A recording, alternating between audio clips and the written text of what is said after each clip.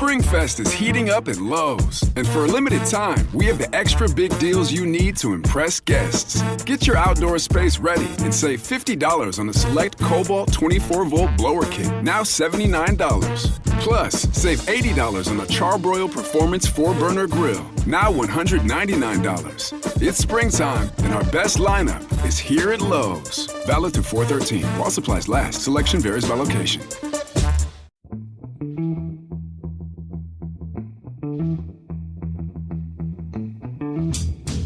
Hello and welcome to The Price of Football, the show that looks at the money behind the beautiful game with me, Kevin Day, and Liverpool University's Kieran Maguire. Apologies, Kieran, I took you back. That hello was a bit over the top there, wasn't it? Possibly due to the fact that we're recording this questions pod on Sunday night, and you've had a day to go over your exciting result, and I've only had a couple of hours. Hence the hello and welcome to The Price of Football. Always nice when it's an unexpected result. Yeah, good. You went to Burnley, Kieran, I understand? I went to Burnley, yes, yeah. By train. So therefore, as you can imagine, a large amount of cardboard was spat out by the ticket machine. But because I went by myself, because I live in a little village which is sort of a bit off the beaten track, I was able to be incredibly antisocial, and I spent a full 12 hours updating my spreadsheet whilst listening to The Fall and reading Private Eye and Viz. It was possible. I mean, the football couldn't possibly ruin that day, could it?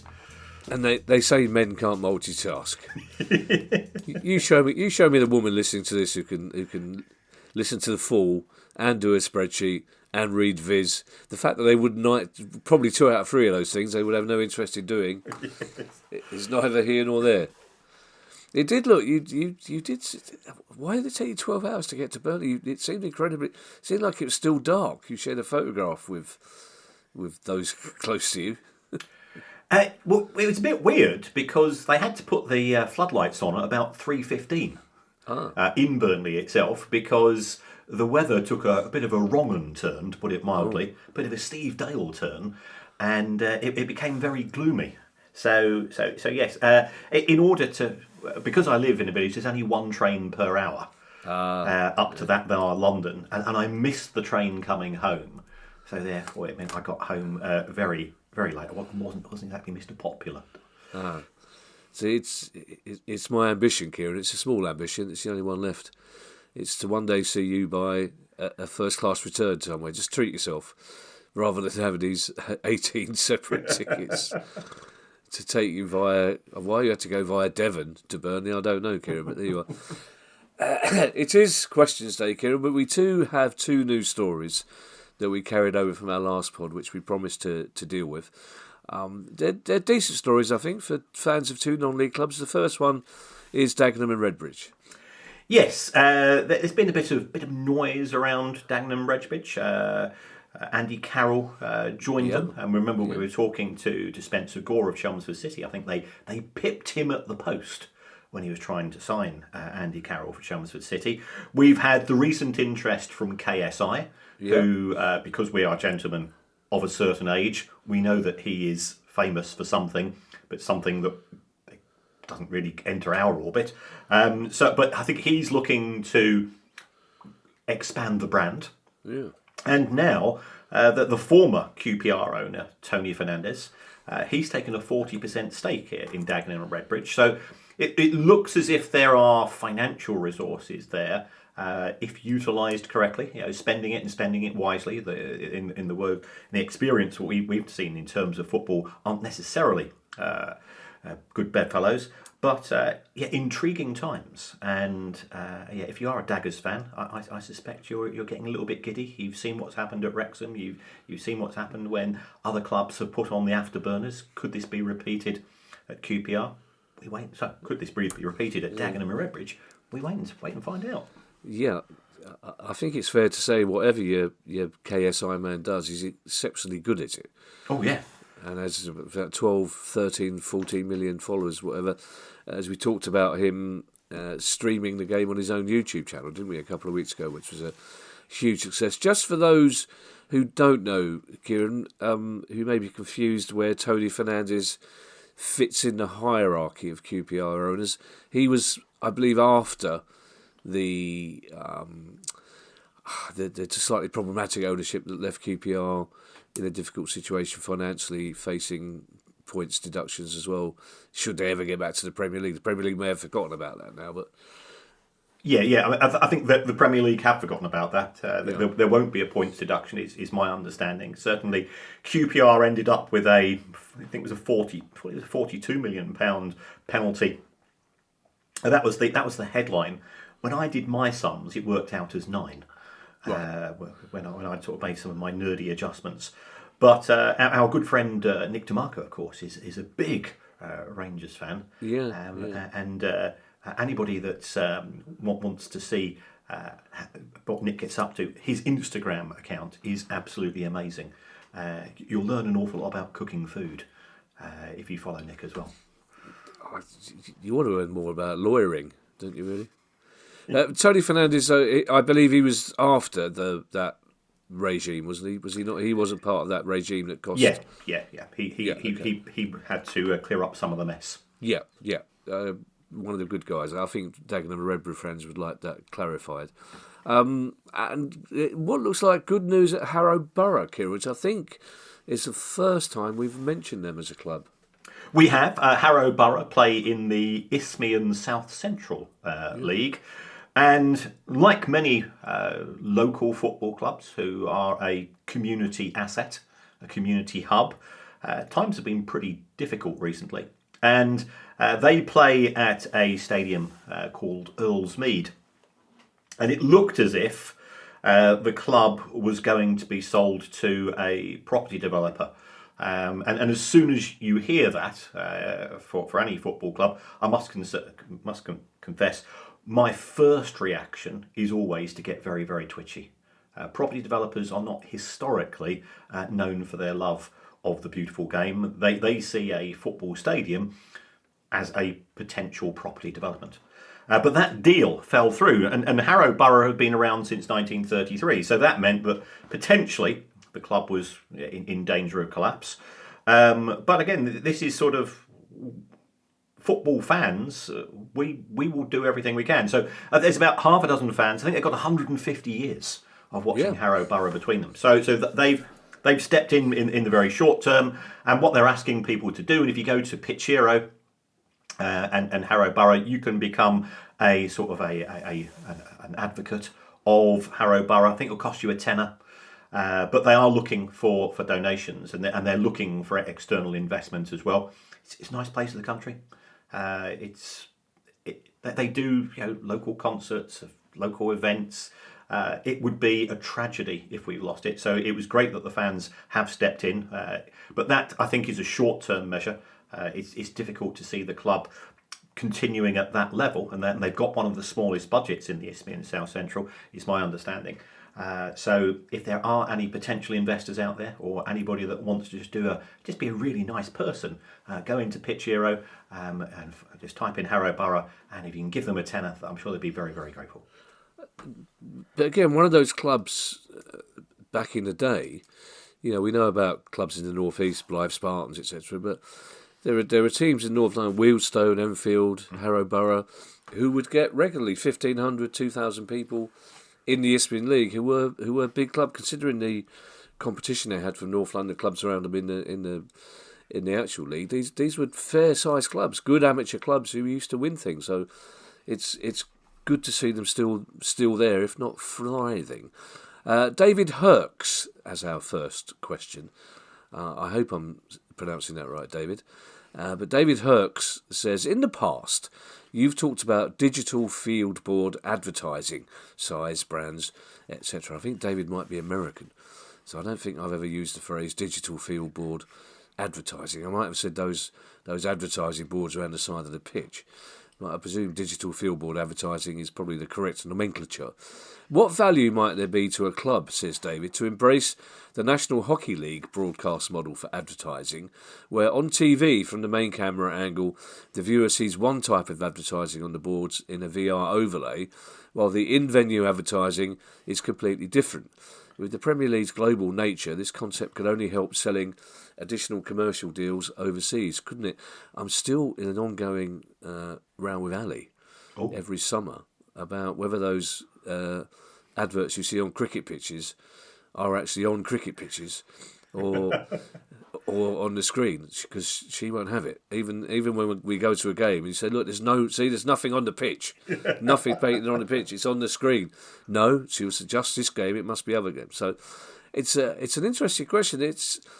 We have seen teams in the past 3 years, mostly in languages a lot of English fans don't understand, but certainly in the past 3 years, English Premier League clubs are starting to exploit the digital fieldboard advertising. But it's taken them some time, and as David says, it looks like there could be more to exploit. Yes, I think the Premier League has identified some opportunities here. My understanding is that if we are watching a match on TNT or Sky, such as we may have been, you were at a match because we're recording this Sunday night, so you'll have been busy with your friends before and post match. But if you see adverts in the UK, what the broadcasters now have the power to do is to change them on a local basis. So therefore, those digital boards, the ones that you see at Selhurst will be different potentially even to the ones that you could see on television, which would then vary from market to market on a geographical sense. And this is very, very logical from a marketing perspective, in the sense you want to target appropriate demographics. And what people might be interested in the UK isn't necessarily going to be the same in Indonesia or Nigeria or Australia. So therefore, being able to break this down on a geographical segment by segment basis makes a lot of sense. Yeah, we've come a long way since, I think, for the entire 70s, Palace had a Van Heusen shirt advert, which didn't work. I never bought a Van Heusen shirt. I didn't have a disposable income at that time, but I don't know anybody who bought a Van Heusen shirt. I'm less inclined to watch TNT Sport than I used to be at the moment, certainly after last week. I haven't got a subscription to Liverpool TV, and that's by choice, so I don't really see why TNT needs to step in and be Liverpool TV as a de facto substitute. Somebody needs to tell them there are other teams involved in those games. I felt for Owen Hargreaves as well, good luck to him, because the Real Madrid Bayern Munich game, which was a cracking game, but essentially because certain people involved in TNT had played for Real Madrid, it was a Real Madrid love-in until Owen Hargreaves at half-time went, there's another team playing. Also, they're a better team, and they just went, yeah, fine, Real Madrid, whatever. Sin Hang Lai as our next question. And Sin Hang Lai's question is this: is there a global / official database somewhere that tracks professional players' salaries across all professional leagues? I'm in the US, so I know Major League Soccer clubs have had success recruiting from Central and South America, possibly a good stepping stone for those players to Europe. English Championship clubs might not have the spending power of Premier League clubs, but maybe they can afford players from Scandinavia, the Benelux countries, the Balkans, MLS, etc. As a club administrator scouting and recruiting, or even as a registered agent, do they have access to such information to make research decision-making easier? Meaning you just try to find players within your budget range and start narrowing down the list. I think what Sin Hang Lai is asking for here is the Holy Grail. I think if such a thing did exist, Brighton's owner possibly has, for all we know, in that magic laptop of his, has something similar. But we know from the past we've discussed that certain video games have databases that are possibly better than some clubs. So does this exist? Does this golden laptop exist? There are websites which you can access which will claim to know players' salaries. In my observation, it's good for engagement, it's good for clicks, it's not good for accuracy. I think they were claiming that Carlos Baleba was on £1,500 a week at Brighton. Yeah. Which going, well, given they spent 25 million for him, I suspect it's probably not the case. Yeah. So there are some people that estimate. Certainly, the more sophisticated agencies who take the algorithmic approach, that they will have done an awful lot of research. But again, I'm always a little bit cautious when we talk about players' salaries, because depending on whether you're on the sell side or the buy side of a deal, or whether you're trying to impress or unimpress somebody, there is a huge difference between a football player's base salary and their annual earnings, because there can be image rights issues. There are certainly huge bonuses. I've been involved in one or two disputes involving players, so therefore, I get to see contracts at close hand and go through them on sort of a line by line basis to determine base wage, maximum potential wage. Try to sort of calculate what a realistic wage would be from season to season if there's some sort of wage dispute. And the one thing which is really clear is that loyalty bonuses, signing on bonuses, avoiding relegation bonuses, you name it, there's a bonus for everything. Yeah. So I think it's very, very dangerous to say that, and I'm as guilty of this as anyone to a certain extent, because I put out data and I work out, well, on average, this is what a player will have earned from this club last season. I'd always be very, very cautious, because some things are linked to your final league position. I was talking to one club, and we've always spoken about each position in the Premier League is worth an extra £2.6 million. My understanding is that, should we say, for the non-Big Six clubs in particular, the clubs which are unlikely to be qualifying for the Champions League, probably 2/3 of that would go to the club, and 1/3 of that would go into the player pool, starting off in 20th position and so on. So it's very, very complex. So a player could be in a very low basic, and certainly Chelsea in particular have been briefing journalists over the course of the last 18 months that they have been signing players on very low basic salaries, but they have a very highly incentivized wage structure. And I'm thinking, well, given the size of Chelsea's squad, which is pretty huge, would I necessarily want to go to Chelsea? Because it's a real bum fight to even get on the bench for some half decent players. But that's their decision, taken in conjunction with their advisors and so on. So Sinhang Live, there's nothing official, but there are sort of benchmarks that are fairly well known. And you mentioned here in the question about English Championship clubs. Well, based on my figures, I estimate that the average weekly wage in the Championship is around about £14,000 a week. Now, that's likely to be much higher than you could achieve in Scandinavia, Benelux, the Balkans, MLS, and so on. So therefore, it makes the Championship actually quite an attractive product.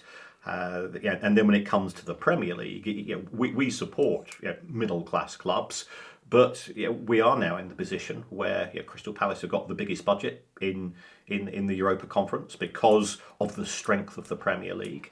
If you look at what Chelsea were able to do last season, that they won that competition. Again, their budget was greater than all of the other 31 clubs added together. So that sort of shows the strength of English football in particular, which makes it such an attractive beacon to players. So certainly, as far as many of the Asian, African, South American markets are concerned, unless you are playing for one of the elite clubs, the chances are that even a 3.5-year deal in the Championship for what I call a mid-table club is likely to earn you a substantial pay rise. We all know, Kieran, the importance of data in recruitment in the modern game, but I would have thought that a player's salary was one of the least important things that a club would look at. I mean, they're looking at running stats, passing stats, all sorts of fitness stats, etc., performance stats. But surely, if they identify a player, then all they do is say to the agent, "What's he on? How much does he want?" Basically, do they not? Rather than trying to find a way on a website deep in the dark web that tells him how much they're getting paid? That's true, but what you can do, and again, I think sort of Sing Hang Lai was sort of hinting at this, is let's say that you want to sign left back and you are willing to pay £12,000 a week. then what you would do is you would go to StatsBomb or you go to one of those agencies and said, right, these are the criteria I'm looking for. I want these particular characteristics for a left back, and if he's on more than £12,000 a week, just filter him out because nobody's going to take a pay cut. It's a short career, and I absolutely understand it, unless the player has a huge inkling to come to the UK. So it would be one criteria. It's a bit like when I'm booking a flight, or even when I'm trying to organise my train trips, and the next big one is potentially Newcastle in 3 weeks, but there are no trains between York and Doncaster. It's a replacement bus. So that's I'm trying to work out, can I go probably via Devon. But what you do is you tick in little boxes, and it reduces the number of options available. It's the same when you're buying a pair of trainers or a football shirt or whatever it is, or something on M&S.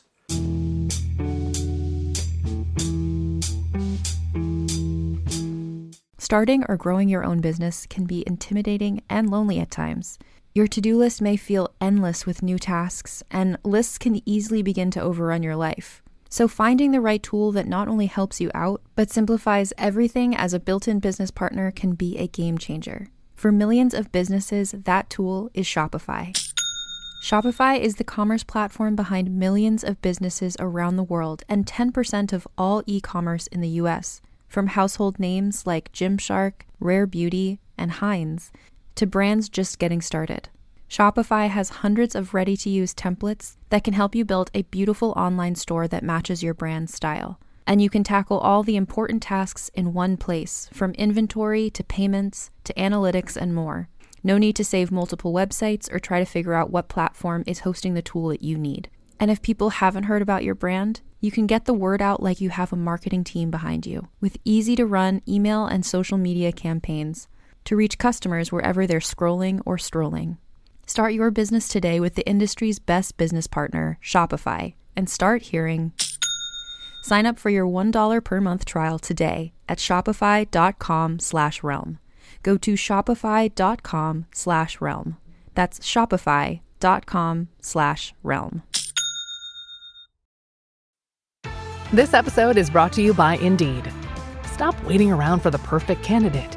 Instead, use Indeed sponsored jobs to find the right people with the right skills fast. It's a simple way to make sure your listing is the first candidates see. According to Indeed data, sponsored jobs have 4 times more applicants than non-sponsored jobs. So go build your dream team today with Indeed. Get a $75 sponsored job credit at Indeed.com/podcast. Terms and conditions apply.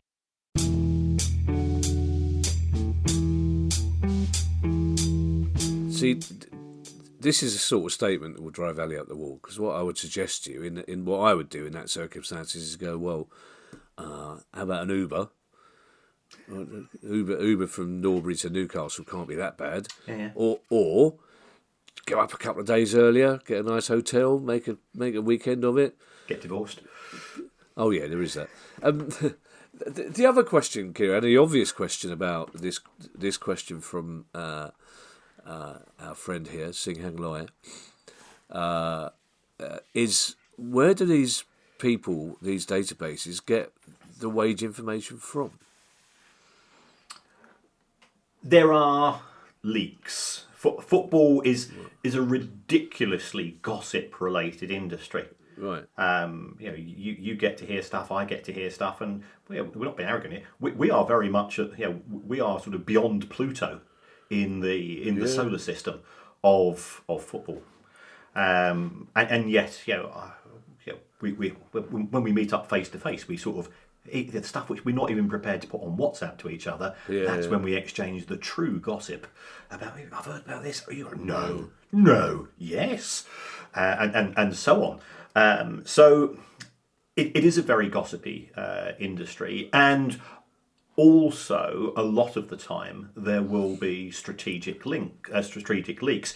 If we go back to Luis Suarez when he was at Liverpool, he had a clause in his contract which said, should anybody bid more than £40 million for him, he would be entitled to talk to another club. Now that was known by just him, his agent, and Liverpool FC.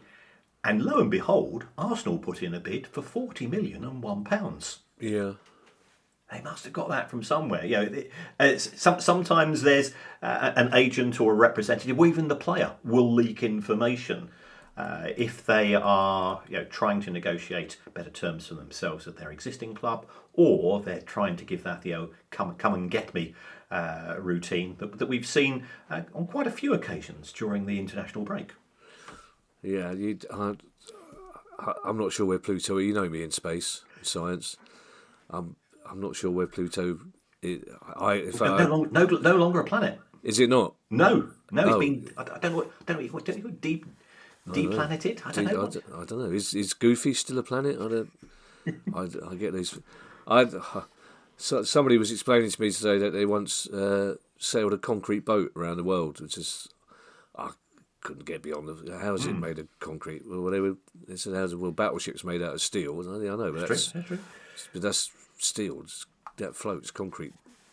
I know it might have air in it. I don't think steel floats, Kevin. Well, battleships do. Yes. So there you are. But concrete definitely doesn't. I know it's all to do with it's got air in it. I know. It's why humans float. I don't. I'm glad the astronauts came down safely. That was great. Yes. Because it meant we didn't have to cancel the repeat of Have I Got News for You on Tuesday night. That's the way I view these things. I'm glad they saw the dark side of the moon, which looked spectacularly like the light side of the moon. There's a lot of money spent on that. Lincoln Pigman is an old friend of the show. And he has this question. On Premier League match days, the streets around football grounds are lined with unofficial merch stands. Who would buy a half and half scarf? Could end that there, basically, couldn't we?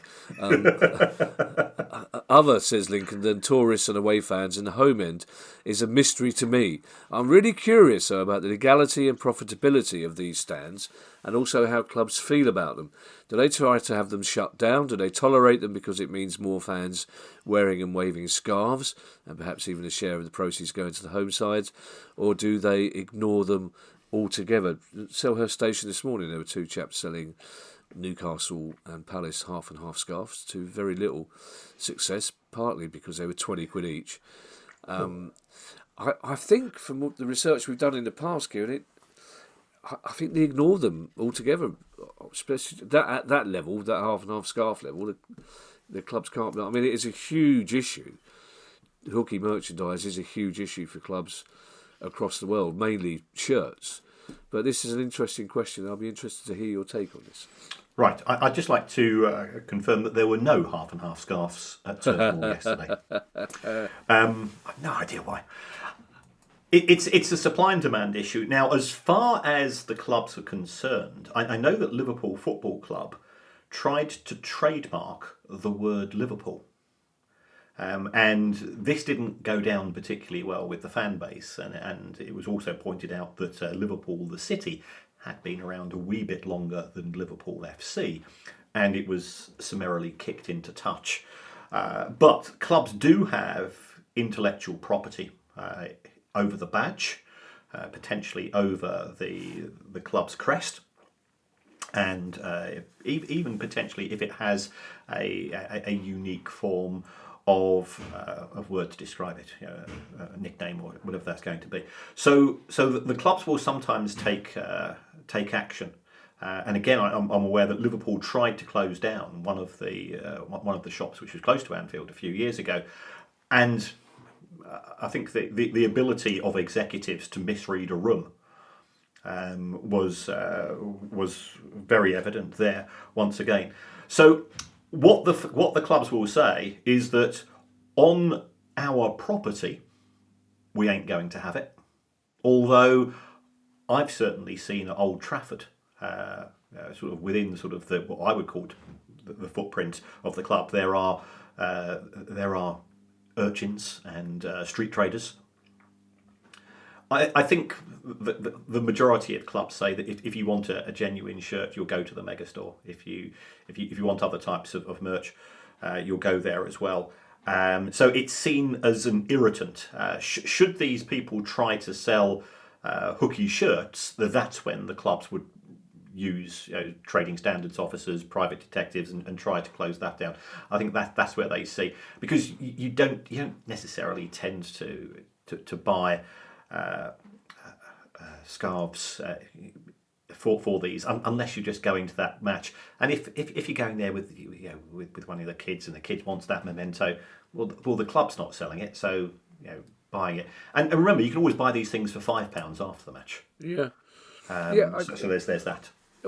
Oddly enough, the Fiorentina game the other night, it still annoyed me. I was about to say it didn't bother me. It did bother me, but you saw a lot of kids, Palace fans, kids with Palace Fiorentina scarves. I could sort of understand that. This is our first big game in Europe, and it's a huge deal. And like you say, the club won't sell them. And it's really, having said that, I cannot stand half and half scarves or the people that sell them, but I do really miss that big corkboard full of badges. Yes. That used to the same badges for 25 years. You never got any new ones. Yeah. But you'd still go and scour that corkboard just in case there was one you didn't know. I didn't mind him, funnily enough, but there again, the badges were only £1 each rather than 20 quid for.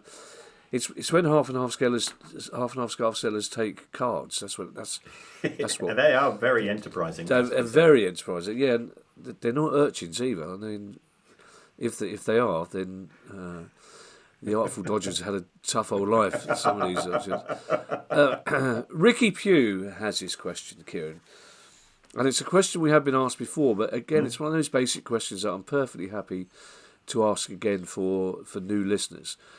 Ricky Pugh says, if a team is relegated from the Premiership to the Championship and then subsequently to League One, as could disastrously happen to Leicester, what parachute payments do they receive? Do they get to double dip? Yes, they do, Ricky. The parachute payments are given by the Premier League to clubs that are relegated to the EFL, not the EFL Championship. Now, this could be very intriguing. Let's create a scenario where a club is in breach of financial rules, very, very big case. And whilst I think this wouldn't work, because there's no reason why the EFL should take on any recommendations from the Premier, what would happen if a club was relegated from the Premier League to League Two for a breach of financial rules, and the EFL said, actually, yeah, we will impose that as well. You could have a club in League Two in receipt of parachute payments. Luton Town are in League One this season. They are in receipt of their second year of parachute payments, so they'll get around about £35 to £36 million. Sunderland famously were in League One for 2 seasons, where they were in receipt of parachute payments, but under Stuart Donald and Charlie Methven, in neither season they managed to get promoted, despite the riches and having the biggest fan base in the division for those 2 seasons. If anybody's ever watched Sunderland Until I Die, it was a fascinating fly on the wall documentary series. So you will get these monies. It looks as if, in the case of Luton, the money from parachute payments hasn't necessarily gone into investing on the pitch. I think they've sort of taken it as a bit of a windfall, and instead that it's being utilised for the new stadium. I think some cranes have started work there. I did see something on social media in the last few days, and I guess the attitude of the owners of Luton is that it means we have to borrow less money, and perhaps we can improve the facilities and what we can offer to fans when this new stadium does finally arrive. Can I just clarify something you said there, Kieran? In the unlikely event that the Man City case ends up with them being demoted to the Championship, they would get parachute payment? Yes, they would. Absolutely. They would, yeah. Yes. Okay. So every cloud has a silver lining, so to speak. It's kind of gone under the radar a little bit, but Leicester actually failed their appeal, didn't they, I believe, on Thursday or Friday? Leicester failed their appeal, and the Premier League, who've been very, very quiet about this, they failed their appeal as well. Oh. The Premier League, I can only describe this as one of the most petty things I've heard for a very long time. The Premier League tried to have an additional 1 point deduction where I think if you take a look at the original hearing, we'll probably cover this in a wee bit more depth on the news show on Thursday. Yeah. But I think Leicester were given a 7-point deduction, which was then reduced by 1 point to 6, because the Commission felt that Leicester had cooperated with the investigation, and therefore they were given sort of a mitigating reduction. And we saw both Everton and Nottingham Forest, of course, start off with quite severe points reductions, which themselves were mitigated because the clubs decided to make life easier. And whilst this is sort of off-piste, I think the one thing that we can say with a reasonable degree of certainty that Manchester City in the Premier League probably not going to say, well, they've cooperated. Right. Okay. David Watson has our final question, and it's a very interesting one, Kieran. David Watson's question is this: the talk of Old Trafford's redevelopment got me wondering about what the public funding spend has been on stadiums in each of the 4 home nations.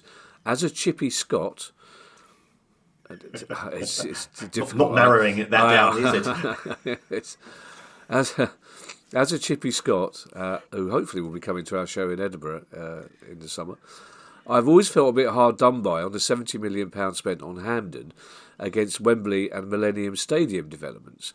That is exacerbated now with discussion of public funds for Old Trafford and the roughly £400 million quoted for Casement Park in Northern Ireland. So what has been the public spend on each of the 4 nations, and how does that match up per head of the population? Now, the Casement Park situation, as we discovered when we were in Northern Ireland ourselves, is incredibly complicated, emotional and political with the sort of sports that could be played there. So let's possibly not get into that. Let's keep to the financial aspect. But it's an interesting question from David. Old Trafford could be publicly funded. West Ham Stadium, we know, was publicly funded. Wembley, partly publicly funded. Yeah. Yes, if we start off with England, England was given a grant by Sport England. It was given money by DCMS and effectively the Lottery Fund and so on, to the tune of £161 million. And we think of, you and I suspect we both say, the new Wembley. Yeah, still. It ain't that new anymore, is it? So the total public contribution was £161 million, which works out as £2.82 per head. But realistically today, I think that would be closer to £300 million if it was to be done all over again. And that would be sort of the contribution made. And to be fair to the Football Association, it also borrowed money, and all of those borrowings have now been repaid. So the FA is debt free and does deserve some credit for that. If we take a look at what's happened in Scotland, there have been, based on my investigations, total funding which has gone into Hampden Park of £62 million, which works out as £11.36 per head. Windsor Park, £31 million. Or I know I'll get told off for calling it Windsor Park, but it's a bit like the Reebok. So that works out as £16.32, and as far as the Millennium Stadium was concerned, it's quite complicated, this one, but that one works out as £14.38 per head at the time it was built. So Wembley is the cheapest, but there's an argument for saying, and I know that this is felt quite strongly up north, that it's not the Country Stadium, it's the London Stadium, where I know Manchester City fans who will be making their 23rd trip under Pep or something. Something absolutely crazy. They point out that there are alternatives.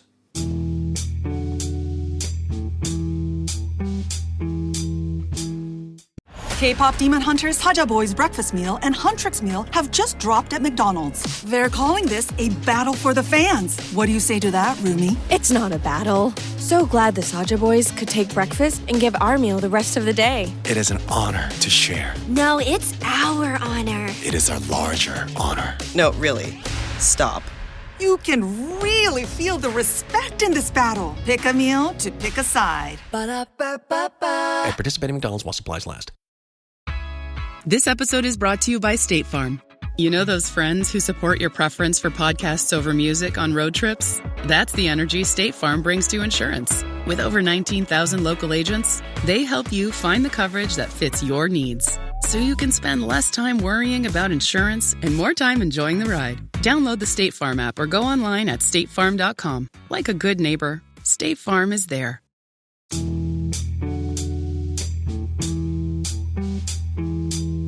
I have to say, Kieran, and you'll need to take my word for this. It's not a bad old stadium, Wembley. Oh yeah. We were there. Yeah. We've been there for flibbity sort of games, But Sophie Ellis-Bextor goes there. That's true. Of course she does. It's actually they've got a lot of things right at Wembley. Yeah, the other half. Yeah. You know my views on London, Kieran. As far as I'm concerned, they should put a moat around the M25 and declare it an independent country. But even I think the National Stadium should be somewhere in the Midlands. It makes no sense. It still makes no sense to me that the semi-finals, this nonsense that Leeds beat West Ham to get to Wembley. No, they beat West Ham to get to the semi-final of the FA Cup. It's nonsense that especially now that Wembley is debt-free, as you pointed out. There's no financial excuse whatsoever to have the semi-finals at Wembley. I don't think any Leeds fan, or if Leeds were playing Man City in the semi-final, I don't think anybody would mind if that was at Villa Park, which is how it should be. Also, there should be another stadium in the middle of the country. Yeah. That is the national stadium, or we do what other countries do, not have a national stadium for international games. Just spread them around the country. It's I'm Team Kevin on this. Yeah, absolutely. Yeah, I'm 100% Team Kevin on this. Thank you to everyone who's joined the Price of Football Club. If you'd like to join that club too and get every episode a day earlier than everyone else, ad-free listening and invite to our monthly Q&A session, which is coming up next week, I believe. Bonus episodes and more, then go to our website, priceoffootball.com. If you have a question you like answered on the show, email us at questions@priceoffootball.com. Don't forget you can follow us on Twitter. You can find us on YouTube, and if you'd like to buy one of our books or a t-shirt, you can find all the details back on that website, priceoffootball.com. We'll be back on Thursday with our news pod, which has already got quite a few stories coming up. Is Finley walking across the ceiling there now? He's clearly... He's upstairs here. Is he? Yeah. It's very unusual. He's normally on his chair next to me. Yeah, of course he is. What's upstairs? I didn't know you had it. I thought you were upstairs. We've got 4 flights of stairs in this house. It's a very weird house. Don't start me off on flights of stairs. Oh, sorry. That's all right. Don't worry. We've only got one, and that nearly killed me. So yes, we're back on Thursday with what's already looking like a packed show already, kids.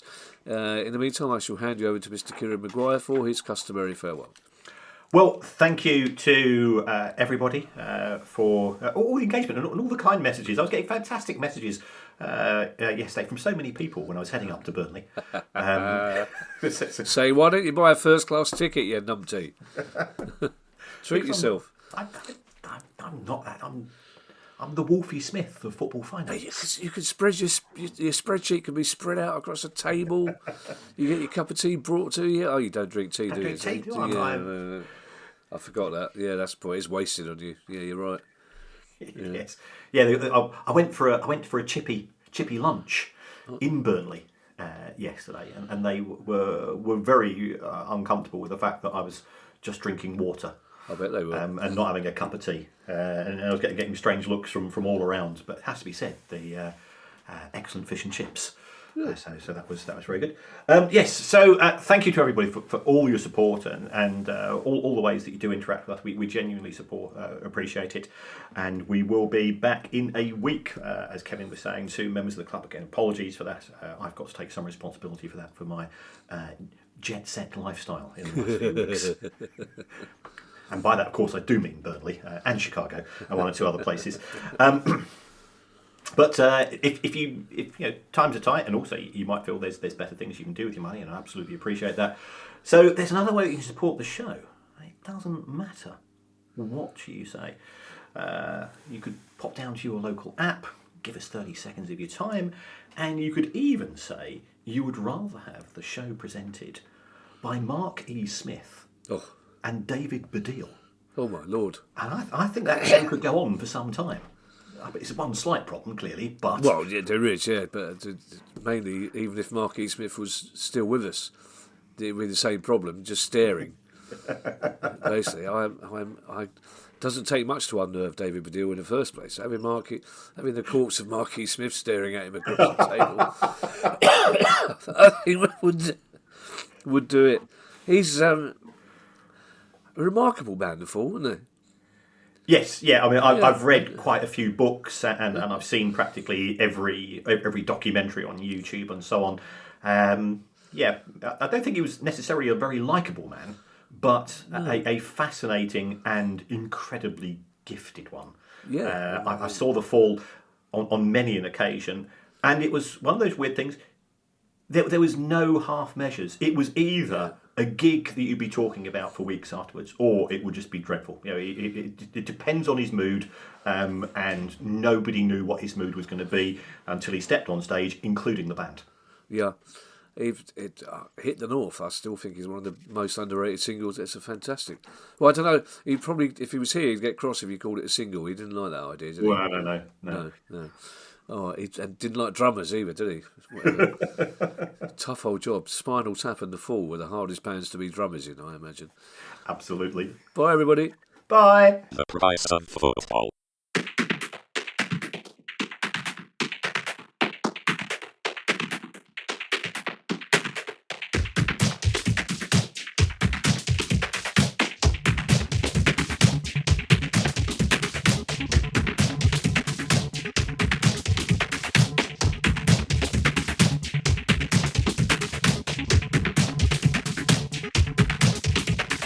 The price of football.